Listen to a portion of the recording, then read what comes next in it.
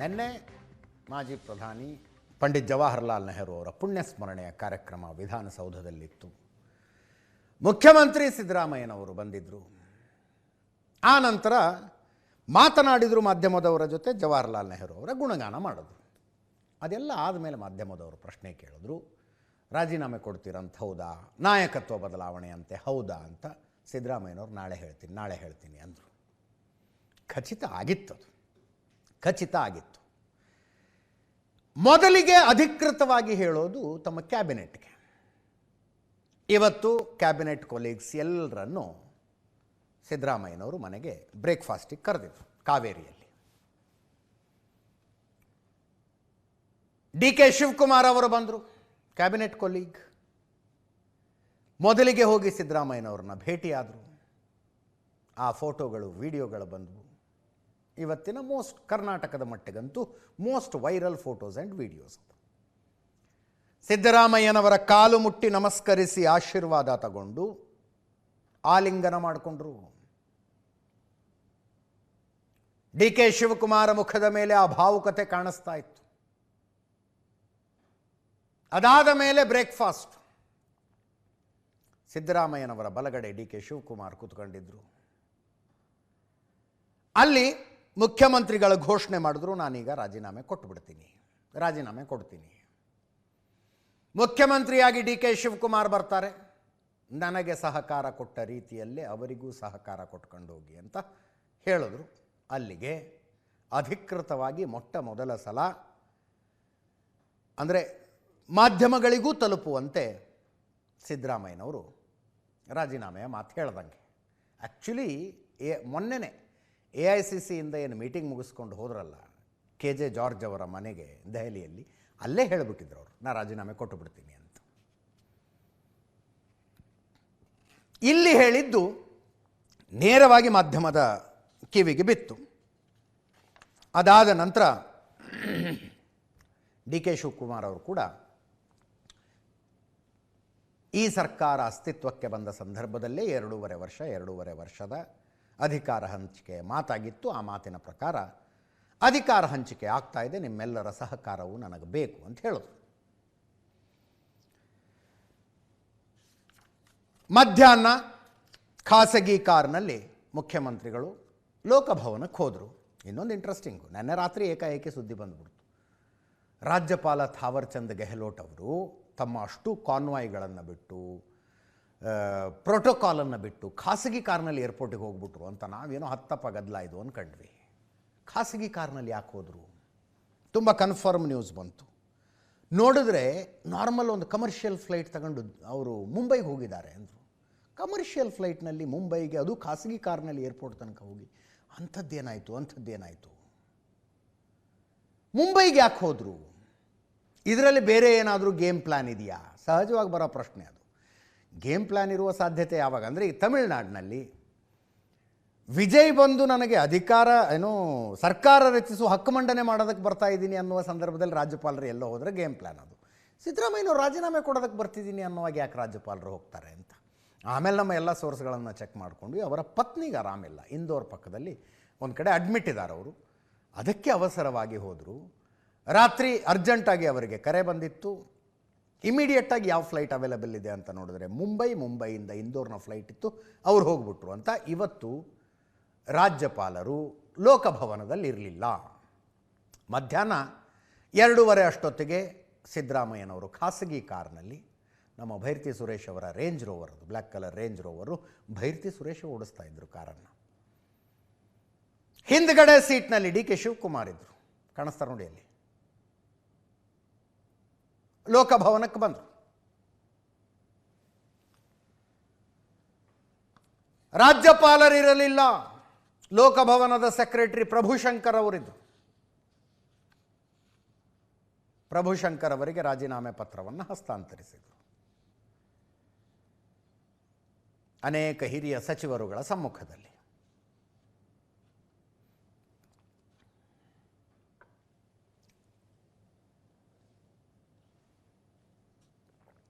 ಅಲ್ಲಿಂದ ನೇರವಾಗಿ ಕೃಷ್ಣಾಗೆ ಬಂದರು.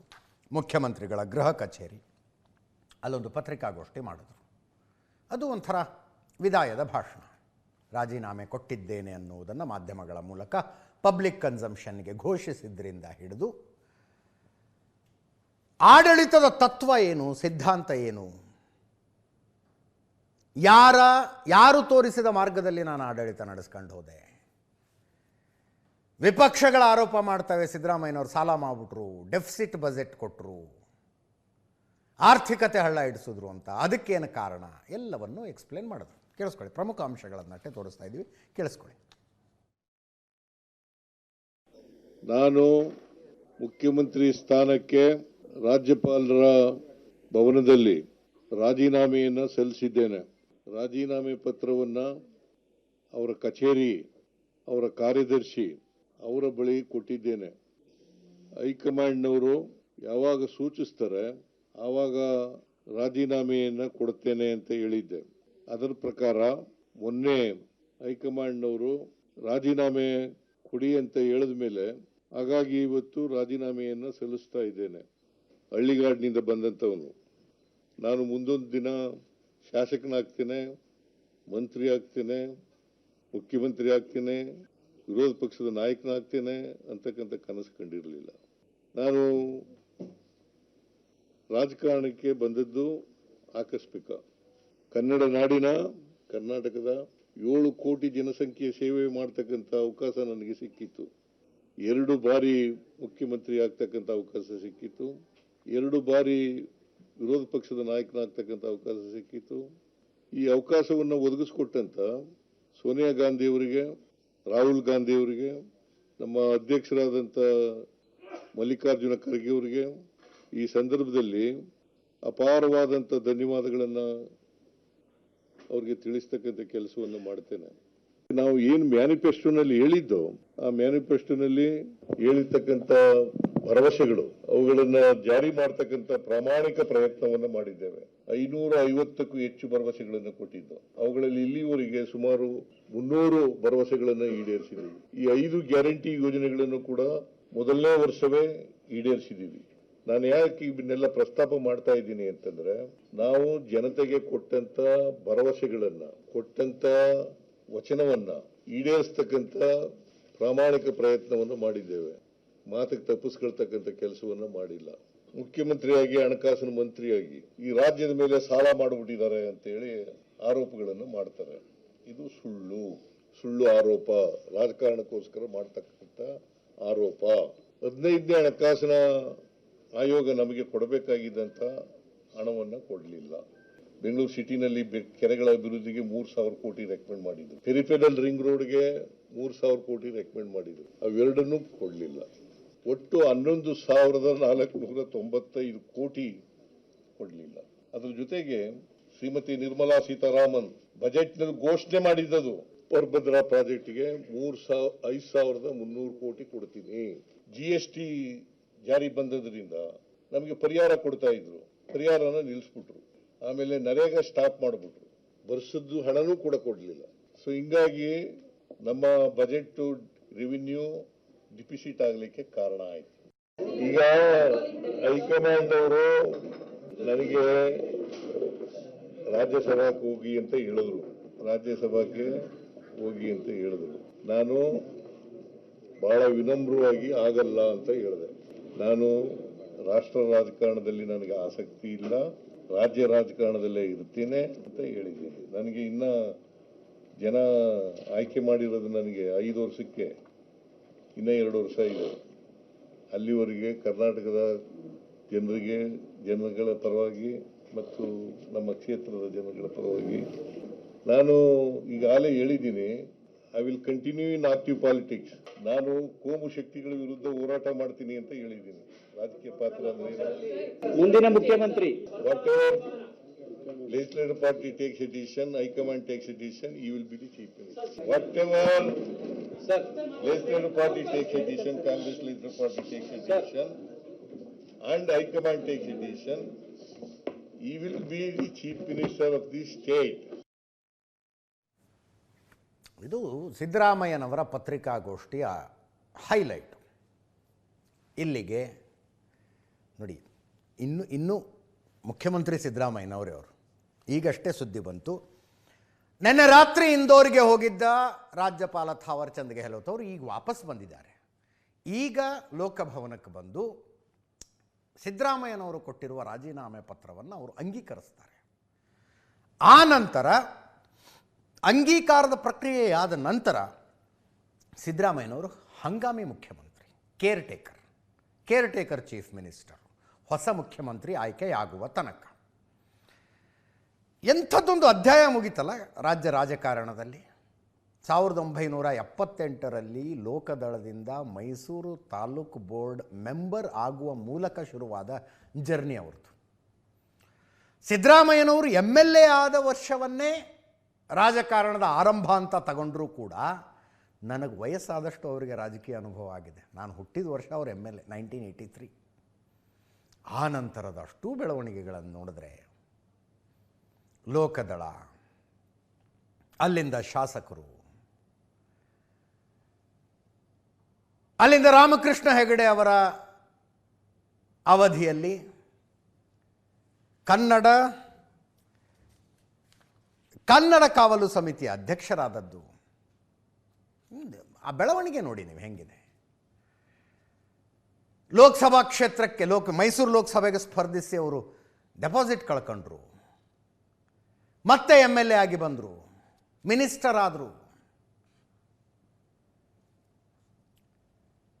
ರಾಮಕೃಷ್ಣ ಹೆಗಡೆ ದೇವೇಗೌಡರ ಜಗಳದಲ್ಲಿ ದೇವೇಗೌಡರ ಜೊತೆಗೆ ಬಂದರು. JDS ಆದಾಗ JDSನ ರಾಜ್ಯಾಧ್ಯಕ್ಷರಾದರು, ಉಪಮುಖ್ಯಮಂತ್ರಿ ಆದರು, ದೇವೇಗೌಡರ ಜೊತೆ ಹಣಕಾಸು ಮಂತ್ರಿ ಆದರು. ನೋಡಿ ಬೆಳವಣಿಗೆ ನೋಡಿ ಅದನ್ನು.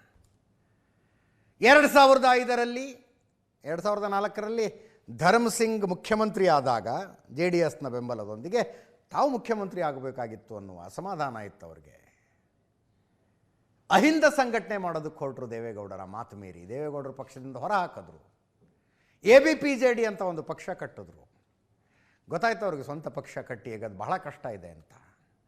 ಸೋನಿಯಾ ಗಾಂಧಿಯವರ ಸಮ್ಮುಖದಲ್ಲಿ ಕಾಂಗ್ರೆಸ್ಸಿಗೆ ಬಂದರು. By election, Chamundeshwari by election ನಾವು ಪತ್ರಕರ್ತರಾದ ನಂತರ ಎಕ್ಸ್ಟೆನ್ಸಿವ್ ಆಗಿ ಕವರೇಜ್ ಮಾಡುವುದಕ್ಕೆ ಸಿಕ್ಕ ಮೊಟ್ಟ ಮೊದಲ ಚುನಾವಣೆ ಬೈ ಎಲೆಕ್ಷನ್ ಅದು. ಕುಮಾರಸ್ವಾಮಿ ಅವರು ಮುಖ್ಯಮಂತ್ರಿ, ಯಡಿಯೂರಪ್ಪನವರು ಉಪಮುಖ್ಯಮಂತ್ರಿ. ಏನು ತುರುಸಿನ ಸ್ಪರ್ಧೆ ಅದು. ಎಷ್ಟು 257 ವೋಟ್ನಲ್ಲೇನೋ ಗೆದ್ದರು ಸಿದ್ದರಾಮಯ್ಯನವರು ಚಾಮುಂಡೇಶ್ವರಿ ಬೈ ಎಲೆಕ್ಷನ್ನಲ್ಲಿ. 2008 ವಿಪಕ್ಷ ನಾಯಕರಾದರು ಕಾಂಗ್ರೆಸ್ನಲ್ಲಿ. ಮಲ್ಲಿಕಾರ್ಜುನ ಖರ್ಗೆ ಅವರು ರಾಷ್ಟ್ರ ರಾಜಕಾರಣಕ್ಕೆ ಹೋಗ್ಬಿಟ್ರು. ವಿಪಕ್ಷ ನಾಯಕರಾಗಿ 2008ರಲ್ಲಿದ್ದವರು ಕಂಟಿನ್ಯೂಯಸ್ ಇಲ್ಲಿ ತನಕನೂ ಅವರೇ ಶಾಸಕಾಂಗ ಪಕ್ಷದ ನಾಯಕ. 2008ರಿಂದ ಇಲ್ಲಿ ತನಕ ಕಂಟಿನ್ಯೂಸ್ ಆಗಿ ಶಾಸಕಾಂಗ ಪಕ್ಷದ ನಾಯಕ ಅವರು. ಅಧಿಕಾರಕ್ಕೆ ಬಂದರೆ ಮುಖ್ಯಮಂತ್ರಿ, ಅಧಿಕಾರದಲ್ಲಿಲ್ಲ ಅಂದರೆ ವಿಪಕ್ಷ ನಾಯಕ. 2018 ಚುನಾವಣೆ ಸೋತ ನಂತರ JDS ಕಾಂಗ್ರೆಸ್ಸಿನ ಮೈತ್ರಿ ಸರ್ಕಾರ ರಚನೆಯಾಗಿ ಕುಮಾರಸ್ವಾಮಿಯವರು ಮುಖ್ಯಮಂತ್ರಿ ಆದಾಗಲೂ ಶಾಸಕಾಂಗ ಪಕ್ಷದ ನಾಯಕರು ಇವರೇ. ಒಂದು ವಿಚಿತ್ರ ಸನ್ನಿವೇಶ. ಕ್ಯಾಬಿನೆಟ್ನಲ್ಲಿಲ್ಲ ಇವರು, ಸರ್ಕಾರದಲ್ಲಿಲ್ಲ, ಬಟ್ ಶಾಸಕಾಂಗ ಪಕ್ಷದ ನಾಯಕರು. 2018ರ ಚುನಾವಣೆ ಎರಡೆರಡು ಕಡೆ ಸಿದ್ದರಾಮಯ್ಯನವರು ನಿಂತ್ಕೊಂಡ್ರು ಮುಖ್ಯಮಂತ್ರಿಯಾಗಿ. ಮಗನನ್ನು ರಾಜಕೀಯಕ್ಕೆ ತರುವ ಉಮೇದಿ. ಬಹುಶಃ ರಾಜಕಾರಣದಲ್ಲಿ ಇವತ್ತು ಕೂತ್ಕೊಂಡು ನಾನು ಮಾಡಿದ ತಪ್ಪು ಒಪ್ಪುಗಳೇನು ಅಂತ ಸಿದ್ದರಾಮಯ್ಯನವರೇನಾದ್ರು ನೆನಪಿಸಿಕೊಳ್ಳೋದಕ್ಕೆ ಹೊರಟ್ರೆ 2018ರ ಜಡ್ಜ್ಮೆಂಟಲ್ ಎರರನ್ನು ನೆನಪು ಮಾಡ್ಕೋತಾರೆ ಅವರು. 2023 ಮತ್ತೆ ಅಧಿಕಾರಕ್ಕೆ, 3 ವರ್ಷ ಮುಖ್ಯಮಂತ್ರಿ, ಈಗ ರಾಜೀನಾಮೆಯ ತನಕ. ಹೆಚ್ಚು ಕಡಿಮೆ 50 ವರ್ಷಗಳ ಸಾರ್ವಜನಿಕ ಜೀವನ. ಉಳಿದಿದ್ದೇನೇ ಇರಲಿ, ಸಿದ್ದರಾಮಯ್ಯನವರ ಬಗ್ಗೆ ನಿಮಗೆ ನಿಮ್ಮ ರಾಜಕೀಯ ಸಿದ್ಧಾಂತಕ್ಕೆ ಅವರು ಸರಿಯಾಗಿದ್ದಾರಾ ಅಥವಾ ವಿರುದ್ಧವಾಗಿದ್ದಾರಾ ಉಳಿದಿದ್ದೇನೇ ಇರಲಿ, ಕರ್ನಾಟಕದಲ್ಲಿ ಕೆಲವು ರಾಜಕಾರಣಿಗಳಿದ್ದಾರೆ ನೋಡಿ, ಎಲ್ಲಿಂದ ಎಲ್ಲೆಲ್ಲಿಗೆ ಬೆಳೆದ್ರವರು, ಅವರ ಸಾಧನೆ ಏನು, ಏರಿದ ಎತ್ತರಗಳನ್ನು ನೋಡಿದ್ರೆ ಆಶ್ಚರ್ಯ ಅನಿಸುತ್ತೆ. ಸಿದ್ದರಾಮನ ಹುಂಡಿ ಅನ್ನುವ ಸಣ್ಣ ಹಳ್ಳಿಯಿಂದ ಇವರ ಮನೆತನದಲ್ಲಿ ಯಾರಿಗೂ ರಾಜಕೀಯದ ಗಂಧ ಗಾಳಿ ಕೂಡ ಇರಲಿಲ್ಲ. 1983ಯಲ್ಲಿ MLA ಎಲೆಕ್ಷನ್ಗೆ ನಿಲ್ಲೋದು ಅಂತ ಆದಾಗ ದುಡ್ಡಿಲ್ಲ, ನಾನು ನಿಲ್ಲೋದಿಲ್ಲ ಅಂತ ಓಡೋಗ್ಬಿಟ್ಟಿದ್ರಂಥವ್ರು ಸಿದ್ದರಾಮಯ್ಯನವರು. ಹುಡುಕೊಂಡು ಬಂದು ಕರ್ಕೊಂಡು ಬಂದು ನಾಮಿನೇಷನ್ ಫೈಲ್ ಮಾಡಿಸಿದ್ದವ್ರನ್ನ. ಅಲ್ಲಿಂದ ರಾಜ್ಯದ ಮುಖ್ಯಮಂತ್ರಿಯಾಗಿ ಅತಿ ಹೆಚ್ಚು ಕಾಲ ರಾಜ್ಯವನ್ನು ಮುಖ್ಯಮಂತ್ರಿಯಾಗಿ ಆಳಿದ ದಾಖಲೆ ಬರೆಯೋ ತನಕ. Look at that journey. ಅತಿ ಹೆಚ್ಚು ಬಜೆಟ್ ಮಂಡಿಸಿದ ಹಣಕಾಸು ಸಚಿವ ಅಂತ ಅನ್ನಿಸಿಕೊಳ್ಳುವ ತನಕ. Look at that journey. ಒಂದು ಕಡೆ ಆ ಜರ್ನಿ ಆದರೆ, ಇನ್ನೊಂದು ಕಡೆ ಹೈಕಮಾಂಡ್ ಕರೆದು ಹೇಳಿದ ತಕ್ಷಣ ಅವರು ಅಧಿಕಾರ ಬಿಟ್ಟುಕೊಟ್ಟಂಥ ರೀತಿ. ಸಿದ್ದರಾಮಯ್ಯನವರು ಆ ವಿಷಯದಲ್ಲೂ ಇನ್ನೊಂದು ಮಾದರಿಯಾದರು. ಅವರು ಹೇಳ್ತಾನೆ ಬಂದಿದ್ದರು, ಬಹಿರಂಗವಾಗಿ ಹೇಳ್ತಾ ಬಂದಿದ್ರು ಅವರು. ಹೈಕಮಾಂಡ್ ಹೇಳಿದ್ರೆ ರಾಜೀನಾಮೆ, ಹೈಕಮಾಂಡ್ ಹೇಳೋ ತನಕ ನಾನು ಮುಖ್ಯಮಂತ್ರಿ, ಹೈಕಮಾಂಡ್ ಹೇಳೋ ತನಕ ನಾನು ಮುಖ್ಯಮಂತ್ರಿ. ಚಾಚು ತಪ್ಪದೆ ಅದನ್ನು ಪಾಲನೆ ಮಾಡಿದರು ನೋಡಿ. ಕರೆದು ಹೇಳಿದ್ರು ರಾಹುಲ್ ಗಾಂಧಿಯವರು, ಒಂದು ಜನ್ರೇಷನಲ್ ಶಿಫ್ಟ್ ಮಾಡಬೇಕು ಅಂದ್ಕೊಂಡಿದ್ದೀವಿ, ತಾವು ರಾಜ್ಯಸಭೆಗೆ ಬಂದುಬಿಡಿ ಅಂತ. ಅದರ ಅರ್ಥ ಏನು? ರಾಜೀನಾಮೆ ಕೊಟ್ಟು ಹೋಗಿ ನೀವು ಅಂತ. ರಾಜ್ಯಸಭೆಗೆ ಬಂದುಬಿಡಿ ಅಂದರೆ ಮುಖ್ಯಮಂತ್ರಿ ಸ್ಥಾನಕ್ಕೆ ರಾಜೀನಾಮೆ ಕೊಡಿ ಅಂತ. ಒಂದೇ ಮಾತಂತೆ ಸಿದ್ದರಾಮಯ್ಯನವ್ರು ಕೇಳಿದ್ದು, ನನ್ನ ಆಡಳಿತ ನಡೀತಾ ಇರುವ ರೀತಿಯ ಬಗ್ಗೆ ನಿಮಗೇನಾದರೂ ಸಮಸ್ಯೆಗಳಿದಾವ ಅಂತ. ರಾಹುಲ್ ಗಾಂಧಿ ತಕ್ಷಣ ಹೇಳಿದ್ರೆ, ಇಲ್ಲ ಇಲ್ಲ, ಆಡಳಿತ ಚೆನ್ನಾಗಿದೆ, ಏನು ಸಮಸ್ಯೆ ಇಲ್ಲ, ಆದರೆ ಜನ್ರೇಷನಲ್ ಶಿಫ್ಟ್ ಮಾಡಬೇಕು ಅಂದ್ಕೊಂಡಿದ್ದೀವಿ, ಆ ಕಾರಣಕ್ಕಾಗಿ ನೀವು ಕೆಳಗಿಳಿಯುವುದು ಸೂಕ್ತ, ನಾವು ಹೊಸ ತಲೆಮಾರಿಗೆ ಆ ಜವಾಬ್ದಾರಿ ಕೊಡ್ತೀವಿ ಅಂದ್ರಂತೆ. 48 ತಾಸು ಸಮಯ ಕೊಡಿ, ನಾನು ಯೋಚನೆ ಮಾಡಿ ಹೇಳ್ತೀನಿ ಅಂತ ಅಲ್ಲಿಂದ ಎದ್ದು ಬಂದವರು AICC ಕಚೇರಿಯಿಂದ ಹೊರಟು KJ ಜಾರ್ಜ್ ಮನೆ ತಲುಪುವಷ್ಟರಲ್ಲಿ ಡಿಸೈಡ್ ಮಾಡಿಬಿಟ್ಟಿದ್ರು. ಇವರ ಜೊತೆಗೆ ದೆಹಲಿಗೆ ಹೋಗಿದ್ದ ಶಾಸಕರು ಸಚಿವರುಗಳೆಲ್ಲ ಏನಾಯ್ತು ಏನಾಯ್ತು ಏನಾಯ್ತು ಅಂತ ಬಂದು ಕೂತ್ಕೊಂಡು ಕೇಳ್ತಾ ಇರುವಾಗ ರಾಜೀನಾಮೆ ಕೊಟ್ಟುಬಿಡ್ತೀನಿ ಅಂದ್ರಂತೆ. As simple as that. ಅನೇಕ ರಾಜಕೀಯ ಪಂಡಿತರೇನು, ಪತ್ರಕರ್ತರಾದ ನಮ್ಮದು ಲೆಕ್ಕಾಚಾರ ಆಯ್ತು, ಸಿದ್ದರಾಮಯ್ಯ ಅಷ್ಟು ಸುಲಭವಾಗಿ ಬಿಟ್ಕೊಡೋದಿಲ್ಲ, ನೋಡ್ತಾ ಇರಿ ನೀವು ಅಂತ. ಹೈಕಮಾಂಡ್ನವರು ಕರೆದು ಹೇಳಿದ್ರು ಕೂಡ ಇದು ತಿಂಗಳಗಟ್ಟಲೆ ಹೋಗದೆ ಇದ್ರು ವಾರಗಟ್ಟಲೆ ಅಂತೂ ಎಳೆಯತ್ತೆ ಅಂದ್ಕೊಂಡಿದ್ವಿ ನಾವು. 2 ದಿವಸದಲ್ಲಿ ಮುಗಿಸ್ಬಿಟ್ರು. ಎಲ್ಲರದು ಲೆಕ್ಕಾಚಾರ ಹಂಗೆ ಇತ್ತು. ಆ್ಯಕ್ಚುಲಿ ಸಿದ್ದರಾಮಯ್ಯನವ್ರ ಮನಸ್ಸಿನಲ್ಲಿ ಯಾವತ್ತೂ ನಿರ್ಧಾರ ಮಾಡ್ಕೊಂಬಿಟ್ಟಿದ್ರು ಇದನ್ನು. ಆದರೆ ಒಬ್ಬರ ಹತ್ರವೂ ಎಷ್ಟೇ ಆಪ್ತ ಸಚಿವರಾದರೂ ಬಾಯ್ಬಿಟ್ಟು ಹೇಳಿರಲಿಲ್ಲ ಅದನ್ನು. ಸಿದ್ದರಾಮಯ್ಯನವರ ನಡೆ ನುಡಿ ನಡ್ಕೊಳ್ತಾ ಇರುವ ರೀತಿಯ ಆಧಾರದ ಮೇಲೆ ಕೆಲವು ಅವರ ಆಪ್ತರು ಗೆಸ್ ಮಾಡ್ಕೊಂಡು ಹೇಳಿದರು, ರೆಸಿಸ್ಟ್ ಮಾಡಲಿಕ್ಕಿಲ್ಲ ಸಿದ್ದರಾಮಯ್ಯನವರು ಅಂತ. ಆದರೆ ಹೈಕಮಾಂಡ್ ಹೇಳಿದ್ರೆ ಏನು ಮಾಡ್ತೀರಿ, ನಿಮ್ಮ ಮಧ್ಯೆ ಏನೋ ಒಪ್ಪಂದ ಆಗಿದೆಯಾ ಅಂದರೆ ಸ್ಪಷ್ಟವಾಗಿ ನಿರಾಕರಿಸ್ತಾ ಬಂದರು ಅವರು. ಸಹಜ ಕೂಡ. ಈಗ 2023ರಲ್ಲೇ ಒಂದು ಒಪ್ಪಂದ ಆಗಿತ್ತು ಇವರ ಮಧ್ಯದಲ್ಲಿ.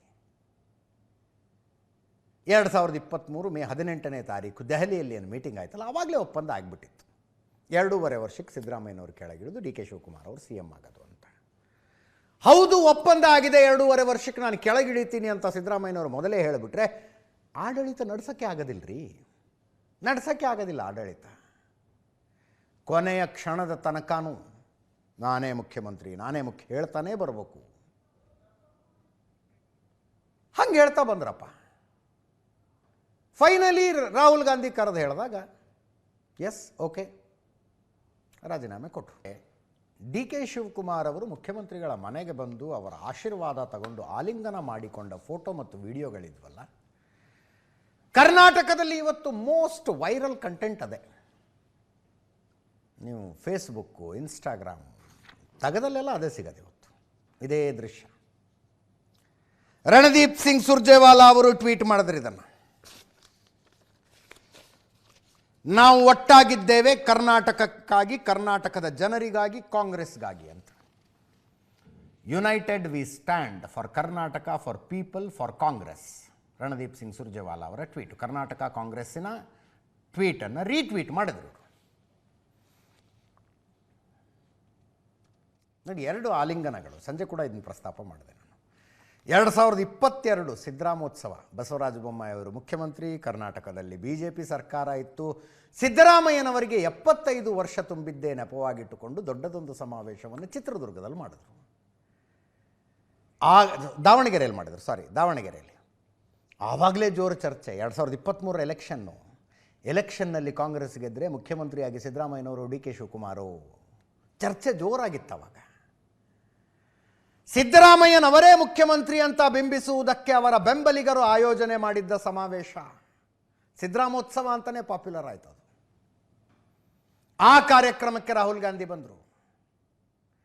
ಡಿ ಕೆ ಶಿವಕುಮಾರ್ ಬರ್ತಾರಾ ಬರೋದಿಲ್ವಾ ಅನೇಕ ಊಹಾಪೋಹಗಳಿದ್ದು ಡಿ ಕೆ ಶಿವಕುಮಾರ್ ಬಂದ್ರಲ್ಲಿ ಯಾವುದೋ ಒಂದು ಬುಕ್ ಗಿಫ್ಟ್ ತಗೊಂಡು ಬಂದಿದ್ರು ಅವರು. ವೇದಿಕೆಯ ಮೇಲೆ ಡಿ ಕೆ ಶಿವಕುಮಾರ್ ಅವರು ಸಿದ್ದರಾಮಯ್ಯನವರಿಗೆ ಆ ಪುಸ್ತಕವನ್ನು ಗಿಫ್ಟ್ ಆಗಿ ಕೊಟ್ಟಾಗ ಅಲ್ಲಿ ಸೇರಿದ್ದ ಜನ ಲಕ್ಷಾಂತರ ಜನ ಕೇಕೆ ಹೊಡೆದ್ರು, ಖುಷಿಯಿಂದ ಕೇಕೆ ಹೊಡೆದ್ರು. ರಾಹುಲ್ ಗಾಂಧಿಯವರು ಹಿಂದಿಂದ ಸನ್ನೆ ಮಾಡಿದ್ರು, ಹಿಂಗೆ ಅಪ್ಕಳಿ ಅಂತ. ಆವಾಗಿನ ಆಲಿಂಗನ ಮತ್ತು ಈಗಿನ ಆಲಿಂಗನ, ಆವಾಗಿನ ಆಲಿಂಗನ ಸಿದ್ದರಾಮಯ್ಯನವರಿಗೆ ಸಹಾಯಕವಾಗಿತ್ತು, ಈಗಿನ ಆಲಿಂಗನ ಡಿ ಕೆ ಶಿವಕುಮಾರ್ ಅವರಿಗೆ ಸಹಾಯಕ. ನೋಡಿ, ಡಿ ಕೆ ಶಿವಕುಮಾರ್ ಅವರು after all said and done ಸಿದ್ದರಾಮಯ್ಯನವರು ಎಷ್ಟು ಗ್ರೇಸ್ಫುಲಿ ಅಧಿಕಾರ ಬಿಟ್ಟುಕೊಟ್ರು ಅನ್ನೋದನ್ನು ನಾವು ನೋಡಿದ್ವಿ. ಡಿ ಕೆ ಶಿವಕುಮಾರ್ ಕೂಡ ಹೇರಖೇರಿ ಮಾಡಲಿಲ್ಲ, ಅವಸರಗಳನ್ನು ಮಾಡಲಿಲ್ಲ. ಅವ್ರದ್ದು ಕ್ಲೇಮ್ ಇದ್ದೇ ಇತ್ತು. 2023 ಮೇ 18ನೇ ತಾರೀಕು ನಡೆದ ಒಪ್ಪಂದದಂತೆ 2.5 ವರ್ಷ ಆಯಿತು, ನವೆಂಬರ್ 27ಕ್ಕೆ ಇಳಿದು ನಡೀರಿ ಹೇಳ್ಬೋದಾಗಿತ್ತು ಡಿ ಕೆ ಶಿವಕುಮಾರ್. ಹೇಳಲಿಲ್ಲ ಅವರು. ದಿಲ್ಲಿಗೆ ಹೋಗ್ತಿದ್ರು, ದಿಲ್ಲಿ ನಾಯಕರುಗಳ ಭೇಟಿಯ ಪ್ರಯತ್ನ, ತುಂಬ ಫ್ರಸ್ಟ್ರೇಟ್ ಆದ ಇಂಡೈರೆಕ್ಟಾಗಿ ಏನೋ ಒಂದು ಹೇಳೋರು, we have some understanding, I am waiting for that day ಅಂತ ಟೈಮ್ಸ್ ನೋವ್ನಲ್ಲಿ ಕೂತ್ಕೊಂಡು ಹೇಳಿದ್ರಲ್ಲ, ಆ ಥರದ್ದು ಏನೋ ಒಂದು ಮಾತು ಬರೋದು. ಅದರ ಮೇಲೆ ನಾವು ಡಿಬೇಟ್ ಮಾಡಿದ್ದು ಮತ್ತೆ ಕರೆದು ಕೇಳಿದ್ರೆ ನಾನು ಆ ವಿಷಯ ಏನು ಮಾತಾಡೋದಿಲ್ಲ ಈಗ ಅಂದ್ಬಿಡೋರು. ನ್ಯೂಸ್ ಅವರ್ ಸ್ಪೆಷಲಿಗೆ ಬಂದಿದ್ರು ಡಿ ಕೆ ಶಿವಕುಮಾರ್ ಇದೇ ಸ್ಟುಡಿಯೋದಲ್ಲಿ ಕೂತ್ಕೊಂಡು. ನನಗೀಗಲೂ ಆಶ್ಚರ್ಯನೇ ಅದು. ಅದಕ್ಕೆ ಸಂಬಂಧಿಸಿದ ಪ್ರಶ್ನೆಯೇನು ಕೇಳಿರಲಿಲ್ಲ ನಾನು. ಅವರೇ ಹೇಳ್ತಾ ಶಾಸಕರ ಬಲ ಮ್ಯಾಟ್ರ್ ಆಗೋದಿಲ್ಲ ಅಂದ್ಬಿಟ್ರು. ಯಾರ ಕಡೆ ಎಷ್ಟು ಶಾಸಕರಿದ್ದಾರೆ ಅನ್ನೋದು ಮ್ಯಾಟ್ರೇ ಆಗೋದಿಲ್ಲ, ಹೈಕಮಾಂಡಿನ ನಿರ್ಧಾರವೇ ಅಂತಿಮ ಅಂತಂದ್ರು ಅವರು. ಅಂದರೆ ಸಿದ್ದರಾಮಯ್ಯನವರ ನಾಳೆ ಒಂದು ದಿವಸ ಸಿದ್ದರಾಮಯ್ಯನವರು ಅಧಿಕಾರ ಬಿಟ್ಟುಕೊಡಬೇಕಾ, ಡಿ ಕೆ ಶಿವಕುಮಾರ್ ಮುಖ್ಯಮಂತ್ರಿ ಆಗಬೇಕಾ ಅನ್ನುವ ಪ್ರಶ್ನೆ ಬಂದರೆ ಯಾರ್ಯಾರ ಕಡೆ ಎಷ್ಟೆಷ್ಟು ಶಾಸಕರಿದ್ದಾರೆ ಅನ್ನೋ ಪ್ರಶ್ನೆ ಬರುತ್ತೆ. ಸಿದ್ದರಾಮಯ್ಯನವರ ಬೆಂಬಲಿಗರು ಹೇಳ್ತಾ ಇದ್ದದ್ದೇ ಅದನ್ನೇ, ಸಿದ್ದರಾಮಯ್ಯನವರಿಗೆ ಹೆಚ್ಚು ಶಾಸಕರ ಬೆಂಬಲ ಇದೆ, ಡಿ ಕೆ ಶಿವಕುಮಾರ್ಗೆ ಹೈಕಮಾಂಡ್ ನನ್ನ ಪರವಾಗಿದೆ ಅನ್ನೋ ಕಾನ್ಫಿಡೆನ್ಸ್ ಇತ್ತು. ಅದನ್ನೇ ಹೇಳ್ತಾ ಬಂದರು ಅವರು. ಶಾಸಕರ ಬೆಂಬಲ, ಅವರು ನ್ಯೂಸ್ ಆರ್ ಸ್ಪೆಷಲ್ನಲ್ಲಿ ಅವರು ಹೇಳಿದ ಮಾತುಗಳ ಬಗ್ಗೆ 1 ವಾರ ಚರ್ಚೆಗಳು ನಡೆದು ಪ್ರತಿಕ್ರಿಯೆಗಳು ಬಂತು. ಅವ್ರಿಗೆ ಅದೊಂದು ಕಾನ್ಫಿಡೆನ್ಸ್ ಇತ್ತು, ಹೈಕಮಾಂಡ್ ನನ್ನ ಪರವಾಗಿದೆ ಅಂತ. ಬಟ್ ಕಳೆದ 6 ತಿಂಗಳಿಂದ ಹೈಕಮಾಂಡ್ ವಿಚಿತ್ರವಾಗಿ ನಡ್ಕೊಂಡು ಬಂತು. ವಿಚಿತ್ರವಾಗಿ ಅನ್ನೋದಕ್ಕಿಂತ ಈಗ ಅನ್ನಿಸ್ತಾ ಇದೆ ಅದು ಕಾಂಗ್ರೆಸ್ ಹೈಕಮಾಂಡ್ ನಮಗೆ ತಿಳುವಳಿಕೆ ಬಂದ ನಂತರ ತುಂಬ ಮ್ಯಾಚ್ಯೂರ್ಡ್ ಆಗಿ ಬಿಹೇವ್ ಮಾಡ್ತು ಅಂತ. ಒಂದು ಸಮಸ್ಯೆಯನ್ನು ಬಗೆಹರಿಸುವುದಕ್ಕೆ ಎಚ್ಚರಿಕೆಯ ಹೆಜ್ಜೆ ಇಡ್ತು. Look at this. 2.5 ವರ್ಷದ ಅಧಿಕಾರ ಹಸ್ತಾಂತರದ ಒಪ್ಪಂದ ಆಗಿತ್ತು.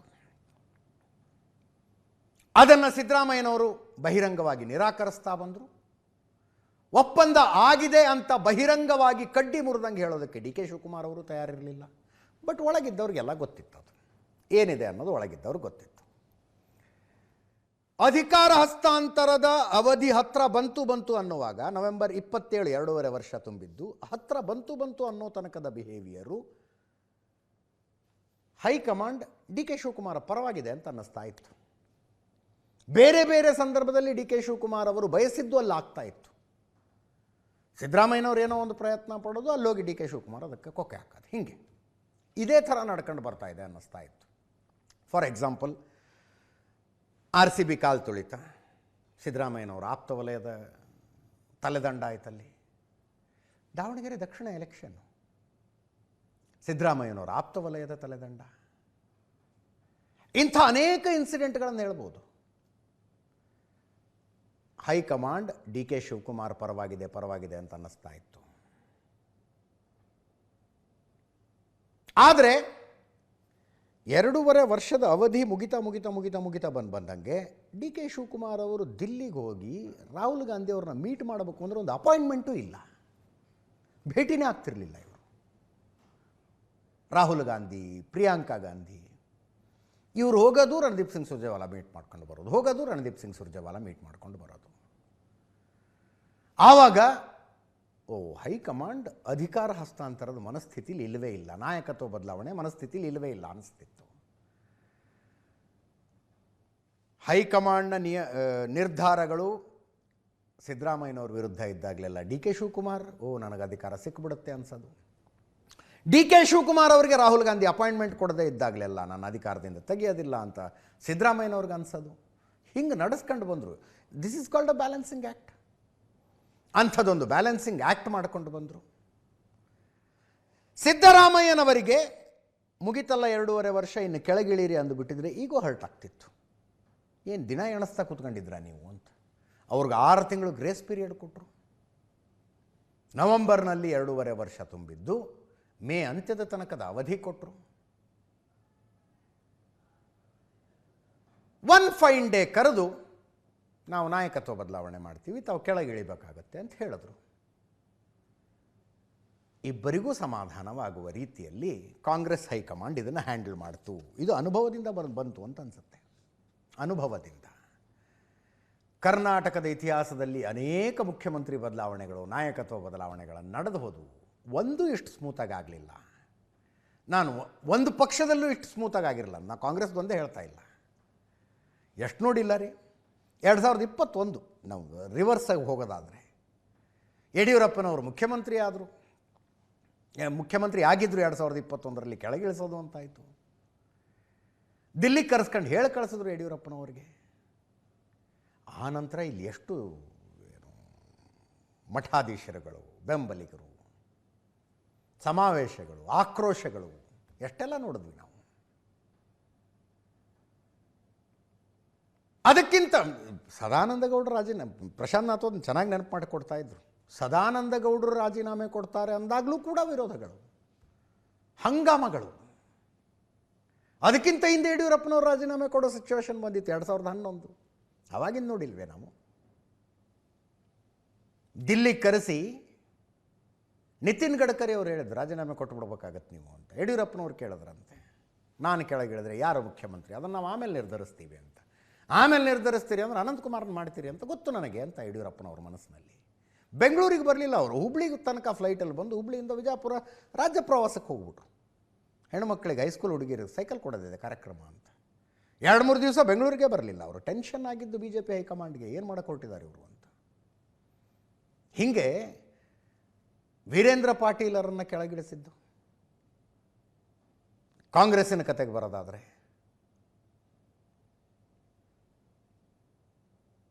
ಪ್ರಧಾನಿಯಾಗಿದ್ದ ರಾಜೀವ್ ಗಾಂಧಿಯವರು ವೀರೇಂದ್ರ ಪಾಟೀಲರನ್ನು ನೋಡಕ್ಕೆ ಬಂದರು. ಪಾರ್ಶ್ವವಾಯು ಆಗಿತ್ತು, ಅವ್ರಿಗೆ ಲಕ್ವ ಹೊಡೆದಿತ್ತು.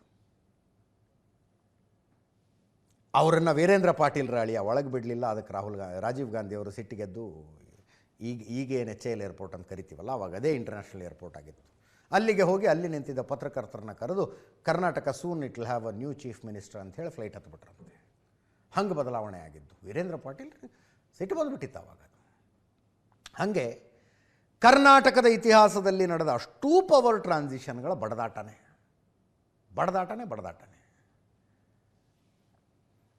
JDS BJPಯ ಮೈತ್ರಿ ಸರ್ಕಾರ ರಚನೆ ಆಗಿತ್ತಲ್ಲ, ಮುಖ್ಯಮಂತ್ರಿಯಾಗಿ ಕುಮಾರಸ್ವಾಮಿ ಅವರು, ಉಪಮುಖ್ಯಮಂತ್ರಿಯಾಗಿ ಯಡಿಯೂರಪ್ಪನವರು. 2020 ಸರ್ಕಾರ 20 ತಿಂಗಳ ಮುಗಿದ ಮೇಲೆ ಯಡಿಯೂರಪ್ಪನವರಿಗೆ ಅಂದರೆ BJPಗೆ JDSನವರು ಅಧಿಕಾರ ಬಿಟ್ಟು ಕೊಡಬೇಕಾಗಿತ್ತು. ಅವಾಗೇನು ಕಡಿಮೆ ಹಂಗಾಮನ ಆಗಿದ್ದು. ಅಂಥದ್ಯಾವುದೂ ಇಲ್ಲದೆ ಅತ್ಯಂತ ಪ್ರಬುದ್ಧವಾಗಿ ನಡೆದದ್ದು ಇವತ್ತಿನ ನೋಡಿ. ಅತ್ಯಂತ ಪ್ರಬುದ್ಧವಾಗಿ ನಡೆದದ್ದು ಇವತ್ತಿನ. ಮುಖ್ಯಮಂತ್ರಿಗಳು ಬೆಳಗ್ಗೆ ಬ್ರೇಕ್ಫಾಸ್ಟ್ನಲ್ಲಿ ಘೋಷಣೆ ಮಾಡಿದ್ರು, ಮಧ್ಯಾಹ್ನ ಹೋಗಿ ರಾಜೀನಾಮೆ ಪತ್ರ ಕೊಟ್ಟು ಬಂದರು, ಸಂಜೆ ಫ್ಲೈಟ್ ಹತ್ತಿದ್ರು ದಿಲ್ಲಿಗೆ, ವಿಶೇಷ ವಿಮಾನದಲ್ಲಿ ದೆಹಲಿಗೆ. ನೆನ್ನೆ ತಾನೇ ಬಂದಿದ್ದಾರೆ, ಮತ್ತೇನು ಹೋಗೋದು, ಮೊನ್ನೆ ರಾತ್ರಿ ಬಂದಿದ್ದು, ಮತ್ತೇನು ಹೋಗೋದು. ಧನ್ಯವಾದ ಅರ್ಪಿಸಬೇಕಾಗತ್ತೆ. ರಾಷ್ಟ್ರೀಯ ಪಕ್ಷಗಳಲ್ಲಿ ಫಾರ್ಮ್ಯಾಲಿಟಿಗಳಿರ್ತವೆ. JDSನಿಂದ ಕಾಂಗ್ರೆಸ್ಸಿಗೆ ಬಂದ 2 ವರ್ಷಗಳಲ್ಲಿ ವಿಪಕ್ಷ ನಾಯಕನನ್ನಾಗಿಸಿದ್ರಿ. 2008ರಲ್ಲಿ ವಿಪಕ್ಷ ನಾಯಕ. ಮುಂದೆ ಎಷ್ಟು ವರ್ಷ? 5 ವರ್ಷಗಳ ನಂತರ ನನ್ನನ್ನು ಮುಖ್ಯಮಂತ್ರಿ ಮಾಡಿದ್ರಿ. 5 ವರ್ಷ ನಿರಾತಂಕವಾಗಿ ಅನ್ಕ್ವಶ್ಚನೇಬಲ್ ಮುಖ್ಯಮಂತ್ರಿಯಾಗಿ ಅಧಿಕಾರ ನಡೆಸೋದಕ್ಕೆ ಅವಕಾಶ ಮಾಡಿಕೊಟ್ರಿ. ಆ 5 ವರ್ಷ ಸಿದ್ದರಾಮಯ್ಯನವ್ರು ಹೇಳಿದ್ಬಿಟ್ಟು ಇನ್ನೇನಾಗ್ತಾ ಇತ್ತು ರೀ ಸ್ಟೇಟ್ನಲ್ಲಿ, ರಾಜ್ಯ ಕಾಂಗ್ರೆಸ್ನಲ್ಲಿ? ಅವ್ರು ಹೇಳಿದ್ದೆ ಫೈನಲ್ ಅಪ್ಪ. 2013ರಿಂದ 18. 2023ರಲ್ಲಿ ಸ್ಟ್ರಾಂಗ್ ಕಂಟೆಂಡರ್ ಆಗಿ DK ಶಿವಕುಮಾರ್ ಇದ್ದಾಗಲೂ ನನಗೆ ಅವಕಾಶ ಮಾಡಿಕೊಟ್ಟಿದ್ದೀರಿ. 3 ವರ್ಷ ಅಧಿಕಾರ ನಡೆಸಿದ್ದೀನಿ. ನೀವು ಹೇಳಿದಂತೆ ರಾಜೀನಾಮೆ ಕೊಟ್ಟಿದ್ದೀನಿ. ನನಗಿಷ್ಟೆಲ್ಲ ಅವಕಾಶ ಕೊಟ್ಟಿದ್ದಕ್ಕೆ ಧನ್ಯವಾದಗಳು ಅಂತ ಹೇಳುವುದಕ್ಕೆ ಸಿದ್ದರಾಮಯ್ಯನವರು ದೆಹಲಿಗೆ ಹೋದರು. ಸಂಜೆ ಸುದ್ದಿ ಬಂತು, ಅಂದರೆ ಈಗ 8:30ಗೆ ವಿಪರೀತ ಮಳೆ ದೆಹಲಿಯಲ್ಲಿ. ಅವರ ಸ್ಪೆಷಲ್ ಫ್ಲೈಟು ಡೆಲ್ಲಿಲಿ ಲ್ಯಾಂಡ್ ಆಗಲಿಲ್ಲ, ಜೈಪುರಕ್ಕೆ ಹೋಗಿ ಲ್ಯಾಂಡ್ ಆಗಿದೆ. ಅಲ್ಲಿಂದ ಹವಾಮಾನ ಸರಿಯಾದ ನಂತರ ಮತ್ತೆ ಅದೇ ವಿಮಾನದಲ್ಲಿ ದಿಲ್ಲಿಗೆ ಬರ್ತಾರಾ ಅಥವಾ ಬೈ ರೋಡ್ ಜೈಪುರದಿಂದ ದಿಲ್ಲಿಗೆ ಬರ್ತಾರಾ ಗೊತ್ತಿಲ್ಲ. ಸಿದ್ದರಾಮಯ್ಯನವರು, Randeep Singh Surjewala, KJ George, Satish, Bhairathi Suresh, doctor ಯತೀಂದ್ರನೂ ಇದ್ರು ಅದರಲ್ಲಿ. ಇಷ್ಟೆಲ್ಲ ಜನರಿರುವಂಥ ಸ್ಪೆಷಲ್ ಫ್ಲೈಟು ಹವಾಮಾನ ವೈಪರೀತ್ಯದ ಕಾರಣದಿಂದಾಗಿ ದೆಹಲಿಯಲ್ಲಿ ಲ್ಯಾಂಡ್ ಆಗಲಿಲ್ಲ, ಜೈಪುರಕ್ಕೆ ಹೋಗಿ ಲ್ಯಾಂಡ್ ಆಗಿದೆ. ಅಲ್ಲಿಂದ ದೆಹಲಿಗೆ ಬರ್ತಾರೆ. ಇಂಟ್ರೆಸ್ಟಿಂಗ್ಲಿ DK ಶಿವಕುಮಾರ್ ಅವರು ಮತ್ತು ಸಿದ್ದರಾಮಯ್ಯನವರು ಒಟ್ಟಿಗೆ ದಿಲ್ಲಿಗೆ ಹೋಗ್ತಾರೆ ಅಂತ ಸುದ್ದಿ ಬಂತು. ಆ ನಂತರ ಇಲ್ಲ DK ಶಿವಕುಮಾರ್ ಹೋಗೋದು ಕ್ಯಾನ್ಸಲ್ ಆಗಿದೆ, ಸಿದ್ದರಾಮಯ್ಯನವರು ಒಬ್ಬರೇ ಹೋಗ್ತಾರೆ ಅಂತಂದರು. DK ಶಿವಕುಮಾರ್ 7:30 ಸುಮಾರಿಗೆ ಇನ್ನೊಂದು ವಿಮಾನದಲ್ಲಿ ದಿಲ್ಲಿಗೆ ಹೋಗಿದ್ದಾರೆ. ಸಿದ್ದರಾಮಯ್ಯನವರಿಗೆ ಕೃತಜ್ಞತೆಗಳನ್ನು ಅರ್ಪಿಸುವುದಿದೆ. DK ಶಿವಕುಮಾರ್ ಅವರಿಗೆ ಮುಂದಿನ ವಿಷಯಗಳನ್ನು ಚರ್ಚೆ ಮಾಡೋದಕ್ಕಿದೆ. ಮುಂದಿನ ವಿಷಯಗಳು ಅಂದರೆ ಪ್ರಮಾಣವಚನ ಸ್ವೀಕಾರ ಆಗಬೇಕು. ಪ್ರಮಾಣವಚನ ಸ್ವೀಕಾರ ಸಮಾರಂಭಕ್ಕೆ ರಾಹುಲ್ ಗಾಂಧಿ, ಪ್ರಿಯಾಂಕಾ ಗಾಂಧಿ ಬರ್ತೀನಿ ಅಂತ ಹೇಳಿದಾರಂತೆ. ಅವರ ಟೈಮ್ ಸೆಟ್ ಆಗಬೇಕು.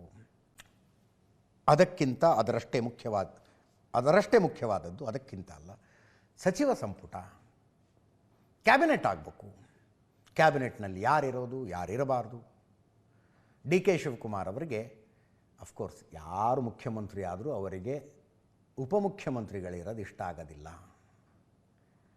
2013ರಿಂದ 2018 ತನಕ ಸಿದ್ದರಾಮಯ್ಯನವ್ರಿಗೂ ಉಪಮುಖ್ಯಮಂತ್ರಿ ಇರಲಿಲ್ಲ. ಈ ಸಲ ಮಾಡಬೇಕಾಗಿ ಬಂತು, ಅನಿವಾರ್ಯ. ಉಪಮುಖ್ಯಮಂತ್ರಿಗಳಿಲ್ಲದೆ ಒಬ್ಬರನ್ನ ಮುಖ್ಯಮಂತ್ರಿ ಮಾತ್ರ ಹೈಕಮಾಂಡ್ ಮಾಡಿದೆ ಅಂದರೆ you have free run, give a good governance ಅಂತ, ನಿನ್ನ ಮೇಲೆ ನಂಬಿಕೆ ಇಟ್ಟು ನಿನಗೆ ಅಧಿಕಾರ ಕೊಡ್ತಾ ಇದ್ದೀವಿ, ಅಧಿಕಾರ ನಡೆಸ್ಕೊಂಡು ಹೋಗು ಅಂತ ಹೈಕಮಾಂಡ್ ಹೇಳಿದೆ ಅಂತ ಅರ್ಥ. DK ಶಿವಕುಮಾರ್ ಆ ವಾದ ಮಾಡ್ತಾ ಇದ್ದಾರೆ, ಉಪಮುಖ್ಯಮಂತ್ರಿಗಳು ಯಾರು ಬೇಡ ಅಂತ. ಸಿದ್ದರಾಮಯ್ಯನವರ ಕಡೆಯಿಂದನೂ ವಾದ ಇದೆ. ಮುಂದಿನ ಚುನಾವಣೆಯ ದೃಷ್ಟಿಯಿಂದ 3ರಿಂದ 4 ಜನ ಉಪಮುಖ್ಯಮಂತ್ರಿಗಳಿರೋದು ಬೆಟರ್ ಅಂತ. SC ಸಮುದಾಯದಿಂದ ಒಬ್ಬರು, ಅಲ್ಪಸಂಖ್ಯಾತರೊಬ್ಬರು, ಲಿಂಗಾಯತರೊಬ್ಬರು. ಅಲ್ಲಿಗೆ ಒಕ್ಕಲಿಗರಾಗಿ ಸ್ವತಃ ಮುಖ್ಯಮಂತ್ರಿ ಇರ್ತಾರೆ.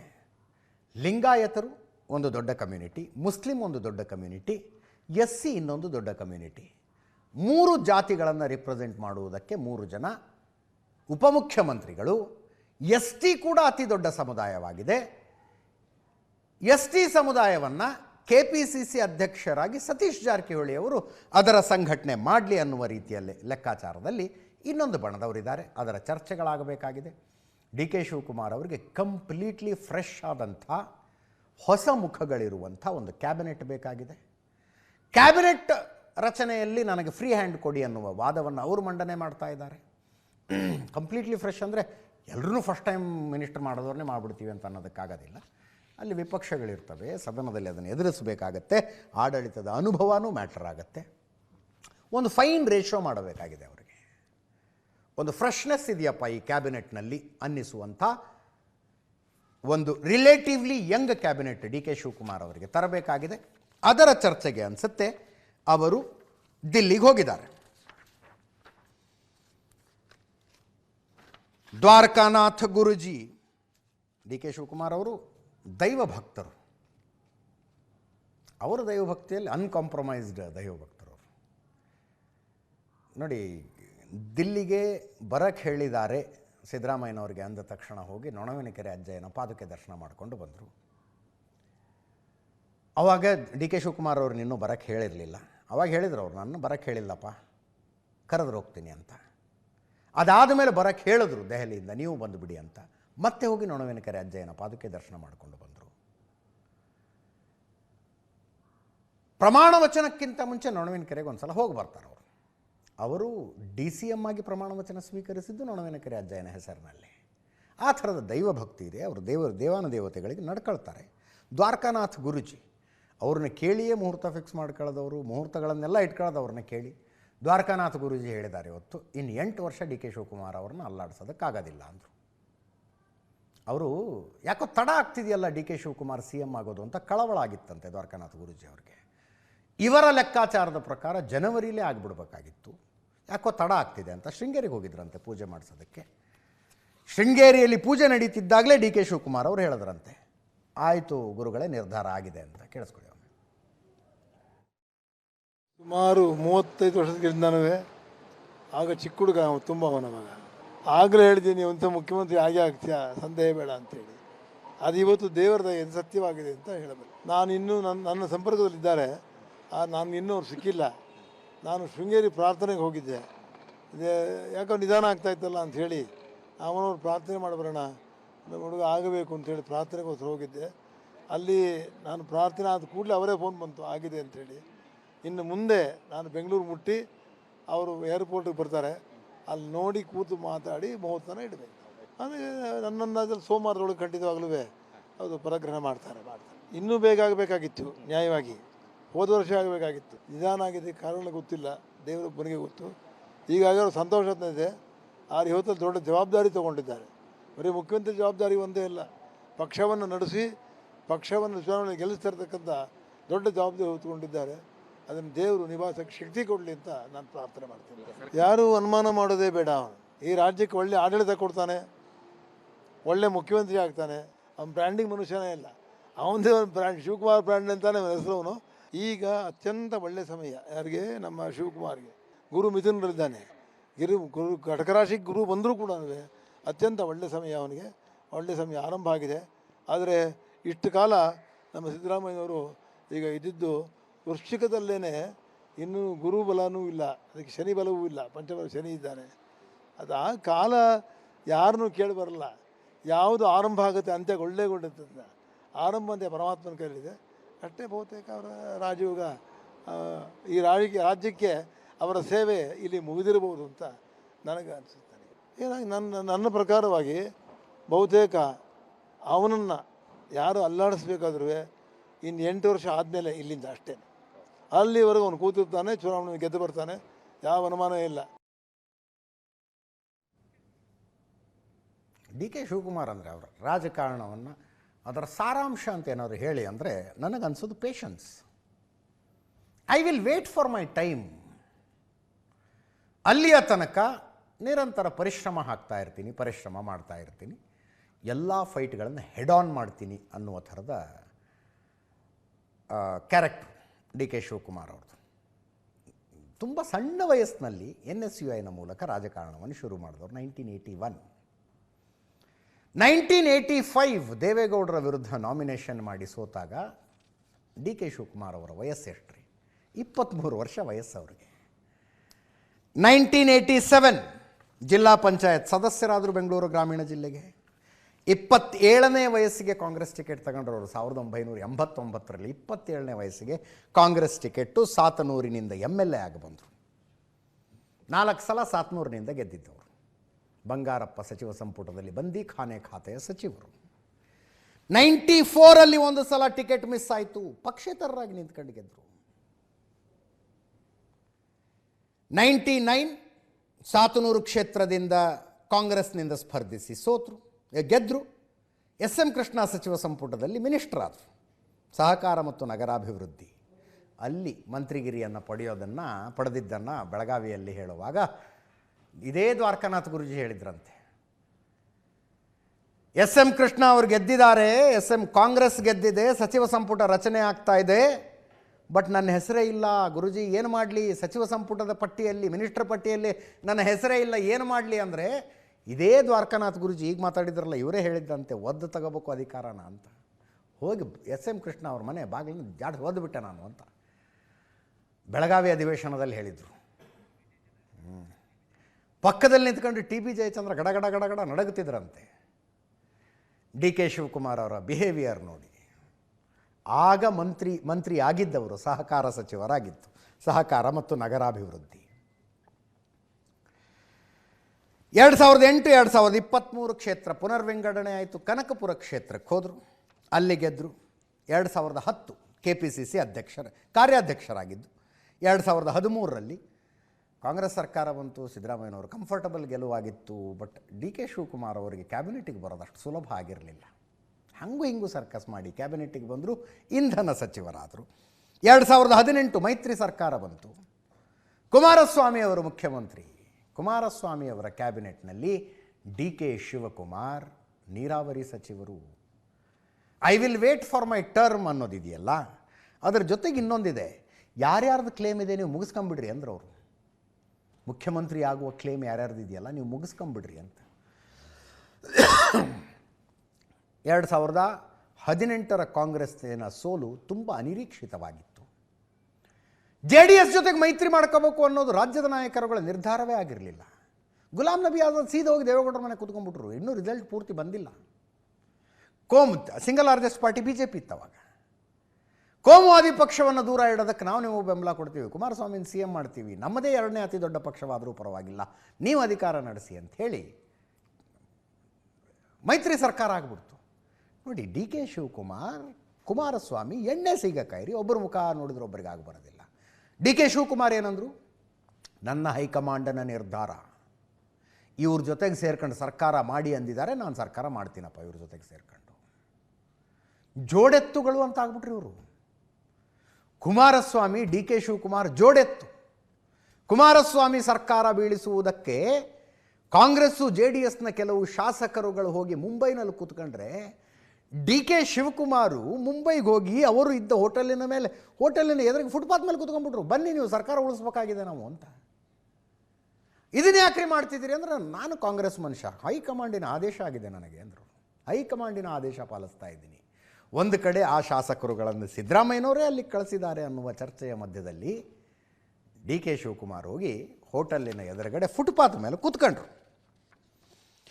ಆ ನಂತರ ಸರ್ಕಾರ ಉಳಿಸ್ಕೊಳ್ಳೋದಕ್ಕೇನಾಗಲಿಲ್ಲ, ಸರ್ಕಾರ ಬಿದ್ದೋಯ್ತು. 2019 ED ಅರೆಸ್ಟ್ ಮಾಡ್ತು ಡಿ ಕೆ ಶಿವಕುಮಾರ್ ಅವರನ್ನು. ಆಗ ಜೈಲಿಗೆ ಹೋದಾಗ ಶೇವ್ ಮಾಡಿಸ್ಕೊಂಡಿದ್ರು, ಇನ್ನೂ ತನಕ ಶೇವಿಂಗ್ ಮಾಡಿಸಿಲ್ಲ ಅವ್ರಿಗೆ. ಎಲ್ರಿಗೂ ಕುತೂಹಲ ಇದೆ, ಮುಖ್ಯಮಂತ್ರಿ ಆಗುವಾಗ ಅವರು ಶೇವಿಂಗ್ ಮಾಡಿಸ್ಕೊಂಡು ಬರ್ತಾರೆ, ಹಾಗೆ ಬರ್ತಾರ ಅಂತ. 2019 ಅಕ್ಟೋಬರ್ 23ನೇ ತಾರೀಕು ದೆಹಲಿ ಹೈಕೋರ್ಟ್ನಿಂದ ಬೇಲ್ ಸಿಕ್ಕಿದ್ದು ಡಿ ಕೆ ಶಿವಕುಮಾರ್ ಅವರಿಗೆ. 2020 ಮಾರ್ಚ್ 11 KPCC ಅಧ್ಯಕ್ಷರಾದರು. 2023ರಲ್ಲಿ ಉಪಮುಖ್ಯಮಂತ್ರಿ ಆದರು, ಬೆಂಗಳೂರು ಇನ್ಚಾರ್ಜ್ ಮಿನಿಸ್ಟರ್ ಆದರು, ಈಗ ಚೀಫ್ ಮಿನಿಸ್ಟರ್ ಆಗ್ತಾ ಇದ್ದಾರೆ. ಇವ್ರದ್ದು ಟ್ರೆಮೆಂಡಸ್ ಜರ್ನಿನೇ, ಭಾಳ ಅದ್ಭುತವಾದ ಜರ್ನಿನೇ. ರಾಜಕಾರಣದಲ್ಲಿ ಇಂಥದ್ದೊಂದು ಪರ್ಸಿಸ್ಟೆನ್ಸ್ ಇರಬೇಕಾಗತ್ತೆ, ನಿರಂತರ ಶ್ರಮ ವಹಿಸುವಿಕೆ ಇರಬೇಕಾಗತ್ತೆ. ಆ ಶ್ರಮ ಒಂದೊಂದು ಹೆಜ್ಜೆ ಮೇಲೆ ತರ್ತಾ ಅಂತಿಮವಾದ ಕನಸಿಗೆ ತಂದು ನಿಲ್ಲಿಸುತ್ತೆ. ಡಿ ಕೆ ಶಿವಕುಮಾರ್ ಅವರಿಗೆ ಮುಖ್ಯಮಂತ್ರಿ ಸ್ಥಾನವನ್ನು ಪಡೆಯುವುದು ಒಂದು ಮೆಟ್ಟಿಲು, ಗಮ್ಯ ಇನ್ನು ಮುಂದಿದೆ. ಗಮ್ಯ ಏನು? ಎಲ್ಲರನ್ನೂ ವಿಶ್ವಾಸಕ್ಕೆ ತಗೊಂಡು ಅಧಿಕಾರ ನಡೆಸೋದು. ಸಿದ್ದರಾಮಯ್ಯನವರನ್ನು ಕಾಂಗ್ರೆಸ್ ಹೈಕಮಾಂಡ್ ಕೆಳಗಿಳಿಸುತ್ತಾ ಅನ್ನೋ ಚರ್ಚೆ ಬಂದಾಗಲೆಲ್ಲ ನಾವೇನಂತಿದ್ವಿ, ಇಡೀ ದೇಶದಲ್ಲಿ ಕಾಂಗ್ರೆಸ್ ಅಧಿಕಾರದಲ್ಲಿರೋದೇ 4 ರಾಜ್ಯದಲ್ಲಿ ಇರೋದು ಸಿದ್ದರಾಮಯ್ಯನವರು ಒಬ್ಬರೇ OBC ಮುಖ್ಯಮಂತ್ರಿ, ಒಬ್ಬ ಹಿಂದುಳಿದ ವರ್ಗದ ಮುಖ್ಯಮಂತ್ರಿನ ಹೆಂಗೆ ಕೆಳಗಿಳಿಸ್ಬಿಡ್ತಾರೆ ಅಂದ್ವಿ. ಈಗ ಕೆಳಗಿಳಿಸಿದ್ದಾರೆ. ಡಿ ಕೆ ಶಿವಕುಮಾರ್ ಅವರು ಆ ಹಿಂದುಳಿದ ವರ್ಗಗಳನ್ನು ವಿಶ್ವಾಸಕ್ಕೆ ತೆಗೆದುಕೊಂಡು, ಅಹಿಂದ ವರ್ಗವನ್ನು ವಿಶ್ವಾಸಕ್ಕೆ ತೆಗೆದುಕೊಂಡು ಸರ್ಕಾರ ನಡೆಸಬೇಕಾದ ಅನಿವಾರ್ಯತೆಯಲ್ಲಿದ್ದಾರೆ, ಅವಶ್ಯಕತೆಯಲ್ಲಿದ್ದಾರೆ. ಹಂಗೆ ಸರ್ಕಾರ ನಡೆಸಬೇಕು. ಯಾರು ಒಪ್ತಾರೋ ಬಿಡ್ತಾರೋ, ಸಿದ್ದರಾಮಯ್ಯನವರ ಇತ್ತೀಚಿನ ಆಡಳಿತದ ಬಗ್ಗೆ ಒಂದು ಆಡಳಿತ ವಿರೋಧಿ ಅಲೆ ಇದೆ. ಅಡ್ಮಿನಿಸ್ಟ್ರೇಷನ್ ಟೈಟ್ ಇಲ್ಲ. ಮುಂಚೆ ಇದ್ದಿದ್ದ ಸಿದ್ದರಾಮಯ್ಯನವರು ಈಗಿಲ್ಲ. 2013ರಿಂದ 2018 ತನಕ ಅದ್ಭುತ ಆಡಳಿತ ಕೊಟ್ಟಿದ್ದರು. ಈಗ ಆಡಳಿತದ ಮೇಲೆ ಬಿಗಿ ಇಲ್ಲ ಅನ್ನೋ ಮಾತಿದೆ. ಅದನ್ನು ಮತ್ತೆ ಸಾಧಿಸಿಕೊಳ್ಳಬೇಕು ಡಿ ಕೆ ಶಿವಕುಮಾರ್ ಅವರು. ಅದನ್ನೆಲ್ಲ ಮಾಡಿಕೊಂಡು 2028ರ ಚುನಾವಣೆಗೆ ಪಕ್ಷವನ್ನು ಮುನ್ನಡೆಸಬೇಕು. ಅವರ ಎದುರಿಗಿರುವ ಅತಿ ದೊಡ್ಡ ಚಾಲೆಂಜ್. ಆ ಚಾಲೆಂಜನ್ನು ಹೆಂಗೆ ನಿಭಾಯಿಸ್ತಾರೆ ಅನ್ನುವುದರ ಆಧಾರದ ಮೇಲೆ ಡಿ ಕೆ ಶಿವಕುಮಾರ್ ಈಗ ಅದ್ಭುತ ಸ್ಟ್ರಾಟಜಿಸ್ಟು, ಸಂಘಟಕ ಎಲ್ಲ ಹೌದು. ಮಾಸ್ ಲೀಡರ್ ಅಂತ ಅನ್ನಿಸ್ಕೊಳ್ಳೋದು 2028ರ ಚುನಾವಣೆಯನ್ನು ಕಾಂಗ್ರೆಸ್ಸಿಗೆ ಗೆದ್ದುಕೊಂಡು ಬಂದರೆ ಆವಾಗ ಮಾಸ್ ಲೀಡರ್ ಆಗ್ತಾರೆ. ಆ ಉಮೇದಿಯಂತೂ ಅವರಲ್ಲಿದೆ, ಹುರುಪು ಅವರಲ್ಲಿದೆ. ನೋಡೋಣ ಏನೇನಾಗತ್ತೋ. ಇದರೊಂದಿಗೆ ಇವತ್ತಿನ ನ್ಯೂಸ್ ಅವರು ಮುಗಿಸ್ತಾ ಇದ್ದೀವಿ. ನೇರ ದಿಟ್ಟ ನಿರಂತರ ಸುದ್ದಿಗಾಗಿ ನೋಡ್ತಾ ಇರಿ ಏಷ್ಯಾನೆಟ್ ಸುವರ್ಣ ನ್ಯೂಸ್.